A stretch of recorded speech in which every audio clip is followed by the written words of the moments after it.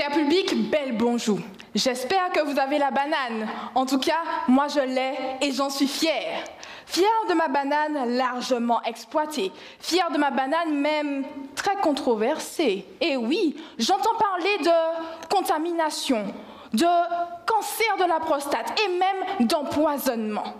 C'est à cause de la chlordécone qu'on a utilisée entre 1972 et 1993 aux Antilles françaises. C'est le pesticide du charançon noir sur qui on avait porté tant d'espoir pour sortir la banane des déboires.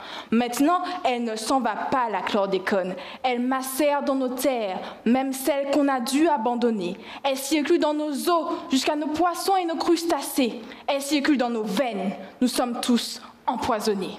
Misère! Que faire?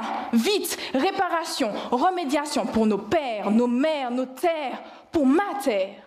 Des scientifiques regroupés par le Bureau des recherches géologiques et minières, le BRGM, proposent d'ajouter régulièrement sur les sols cultivés du fer zéro valent, ou plus couramment de la limaille de fer. D'autres encore proposent un ensemble de bactéries pour dégrader le polluant en aérobie. Mais ce n'est pas encore tout à fait ça. Donc, on ne s'arrête pas là. Le but de ma recherche est d'utiliser des super bactéries du futur pour dégrader le pesticide du passé. Avec la belle équipe du laboratoire des matériaux et des molécules en milieu agressif, le L3MA, on a pris dans la mangrove un peu de boue et un peu d'eau. On a mis tout ça dans des bocaux au labo. Mais ce n'est pas pour en faire de la confiture. Les bactéries qui sont dedans, on leur impose un courant électrique. C'est la pile à combustible microbienne. Nos super bactéries, dites électroactives, se regroupent alors en fines couches appelées biofilms et se mettent à produire des électrons tout en se nourrissant. On obtient chimiquement une réduction des polluants. Notre objectif est alors de booster cette réaction pour casser la molécule de chlordécone et donc éliminer la pollution.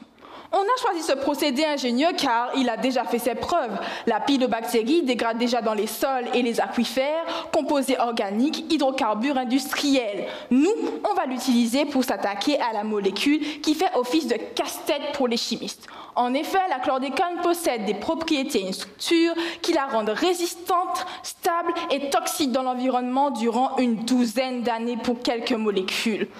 Mais nos bactéries, elles, recèlent le secret de sa dégradation. Pour qu'elles nous révèlent ce secret, nous devons les observer, les identifier et stimuler leur croissance pour optimiser cette dégradation et donc éliminer la chlordécone.